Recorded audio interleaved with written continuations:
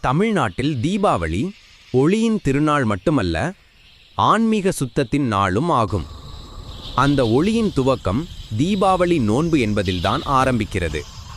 நரகாசுரன் என்ற அசுரனை ஸ்ரீ கிருஷ்ணர் அழித்த தினமாக புராணக் கதைகள் வாயிலாக சொல்லப்படுகிறது. இது நன்மை தீமையை வென்ற நாள். அந்த நாளில் தமிழர்கள் நோன்பு நோற்று தங்கள் மனம் மற்றும் உடலை சுத்தப்படுத்தி புதிய ஒளியை வரவேற்கின்றனர். காலை நேரத்தில் எழுந்து நீராடி தீபம் ஏற்றி குடும்ப தெய்வத்துக்கு வழிபாடு செய்யப்படுகிறது. அன்றைய நாள் முழுவதும் சாதம், கார உணவுகள் தவிர்த்து பால், பழம் அல்லது சிறிய நைவேத்தியம் மட்டுமே உண்ணுவர். மாலை நேரத்தில் லக்ஷ்மி பூஜை செய்து தீபம் ஏற்றி நோன்பை முடித்து நல்வாழ்வுக்காக பிரார்த்தனை செய்வார்கள். இந்த நோன்பு ஒரு சடங்கு மட்டும் அல்ல, அகங்காரத்தை அழிக்கும் அக ஒளியின் விழிப்பு ஆகும். அறிவும் அன்பும் ஒளிரும் புதிய தொடக்கத்தை வரவேற்கும் புனித நேரமாக இது கருதப்படுகிறது. தீபாவளி வாழ்த்துக்கள்.